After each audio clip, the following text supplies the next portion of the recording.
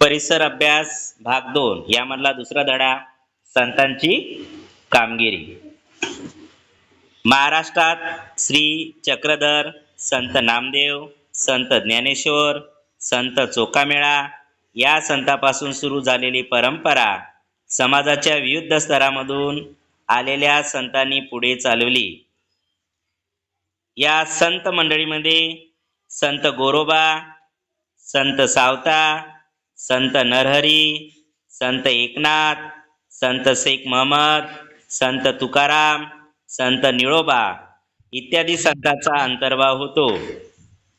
त्याचप्रमाणे संत जनाबाई, संत सोयराबाई, संत निर्मळाबाई, संत मुक्ताबाई, संत कान्होपात्रा आणि संत बहिणाबाई शिरूरकर यांचाही अंतर्भाव होतो।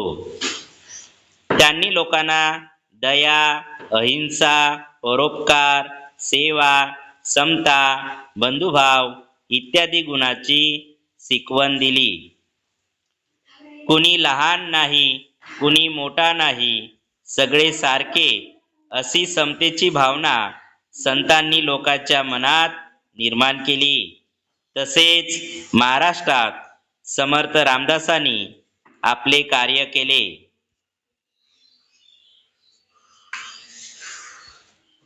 श्री चक्रधर स्वामी। श्री चक्रधर स्वामी मूळ गुजरातमधील एक राजपुत्र। वैराग्य वृत्ती धारण करून ते महाराष्ट्रात आले।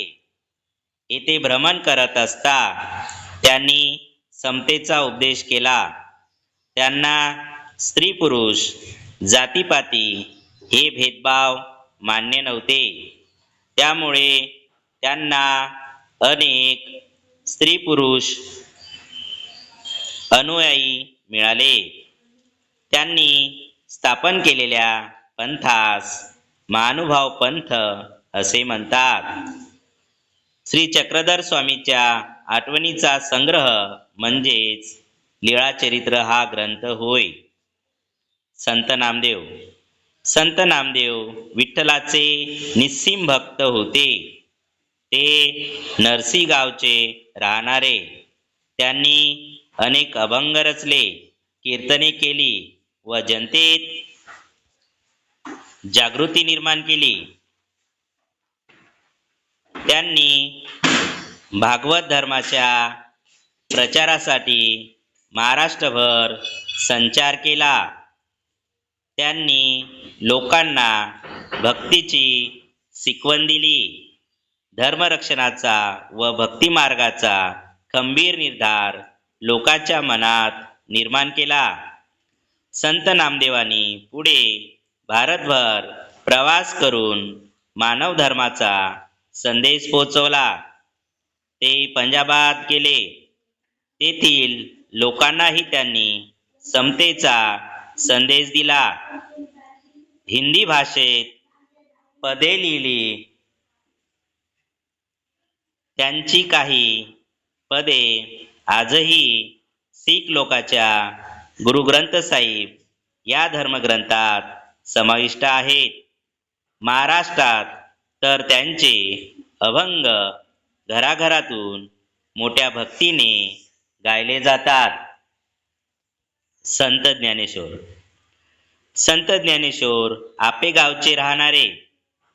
निवृत्तीनाथ व सोपानदेव हे त्यांचे बंधू। मुक्ताबाई ही त्यांची बहीण।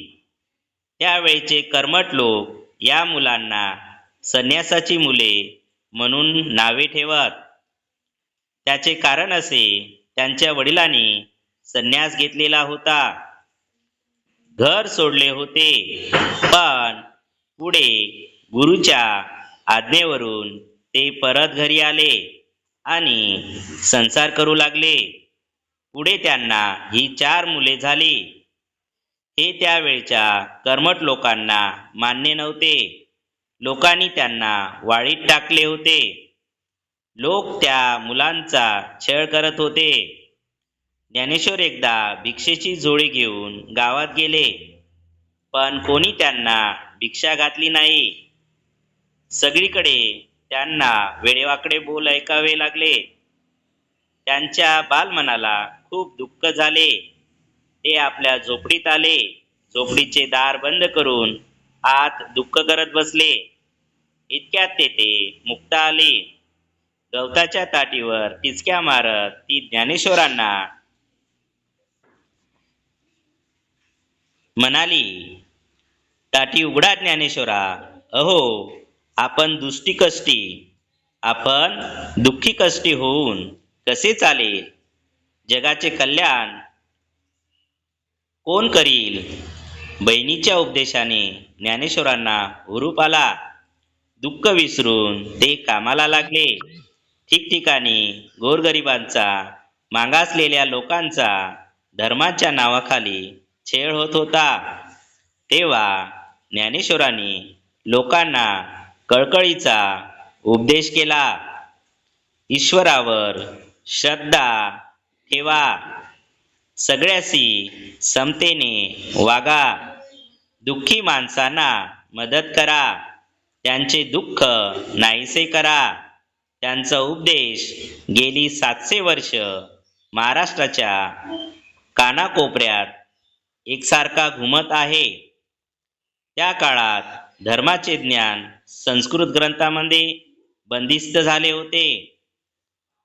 सर्वसामान्य लोकांची बोलण्याची व व्यवहाराची भाषा मात्र मराठी होती.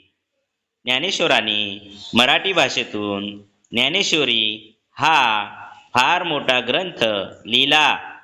धर्माच्या ज्ञानाचे भांडार त्यांनी लोकांना खुले करून दिले.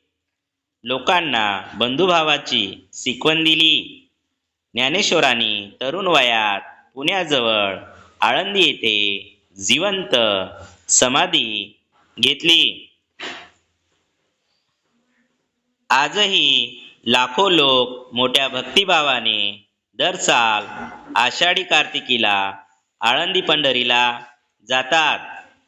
संत एकनाथ, संत नामदेव व संत ज्ञानेश्वर यांच्या कार्याची परंपरा संत एकनाथांनी पुढे चालवली. ते पैठणचे राहणारे.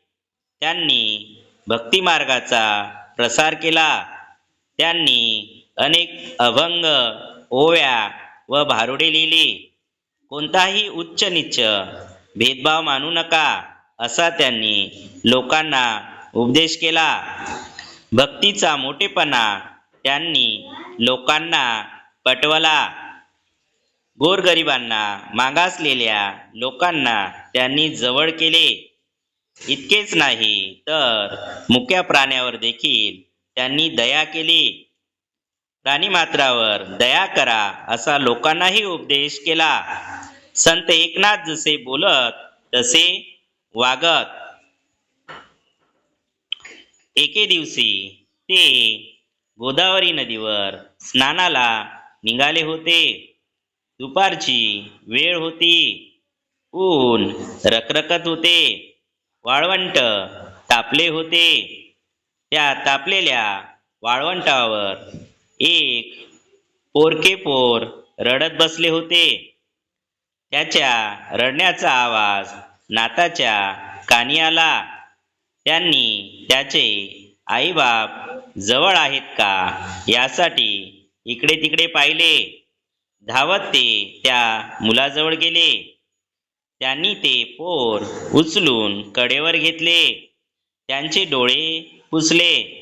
त्याला त्याच्या घरी पोहोचवते केले.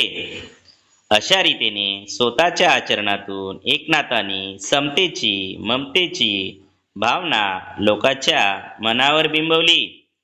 संत तुकाराम. शिवाजी महाराजांच्या काळात तुकाराम व रामदास हे संत होऊन गेले. संत तुकाराम हे पुण्याजवळील देहू गावचे राहणारे. त्यांच्या घरी शेतीभाती होती. त्यांचे किराणा मालाचे दुकान होते. त्यांचे वाडवडील अडल्यानडल्यांना कर्ज देत.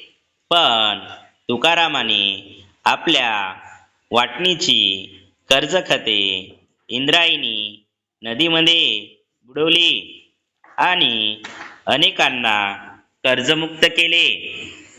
जवळच्या डोंगरावर जाऊन ते विठ्ठलाचे भजन करत, आषाढी कार्तिकीला पंढरीला जात, कीर्तन करत, अभंग रचत आणि ते अभंग लोकांना म्हणून दाखवत.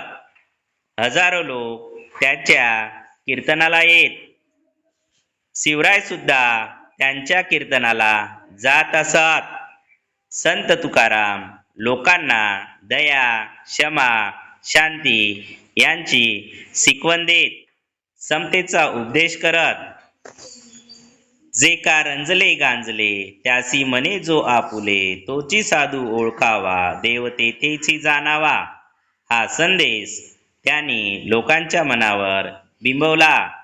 लोकांच्या मनात विचार जागे केले. लोक संत तुकारामाचा जय जयकार करू लागले. आजही महाराष्ट्रभर आपल्याला ज्ञानबा तुकाराम हा जयघोष ऐकू येतो. ज्ञानेश्वरांनाच ज्ञानबा असे म्हणतात. तुकाराम गाथा आजही घरोघरी वाचली जाते. समर्थ रामदास. त्या काळात महाराष्ट्राच्या कडेकपारीत जय जय रघुवीर समर्थ अशी रामदासाची गर्जना घुमत होती. त्यांचा जन्म मराठवाड्यात गोदावरी काठी जांब या गावी रामनवमीच्या दिवशी झाला. रामदासाचे मूळ नाव नारायण, पण ते स्वतःला रामाचा दास म्हणू लागले. दासबोस या त्यांच्या ग्रंथातून त्यांनी लोकांना मोलाचा उपदेश केला. तसेच त्यांच्या मनाच्या श्लोकातून त्यांनी लोकांना सद्विचार व सद्वर्तन यांची शिकवण दिली. बलोपासनेसाठी त्यांनी ठिकठिकाणी हनुमानाची मंदिरे उभारली. लोकांना शक्तीची उपासना करण्यास शिकवले. सामर्थ्य आहे चळवळीचे, जो जो करील तयाचे हा संदेश त्यांनी लोकांना दिला. रामदासांनी लोकांना संघटना करण्याची व अन्यायाविरुद्ध प्रतिकार करण्याची स्फूर्ती दिली. त्यामुळे त्या काळच्या लोकांना धीर आला. साधू संतांच्या कार्यामुळे लोकजागृती झाली. धर्माबद्दल आदर वाढला. लोकांच्या मनात आत्मविश्वास निर्माण झाला. संतांच्या कामगिरीचा शिवरायांनी स्वराज्य स्थापनेसाठी उपयोग करून घेतला.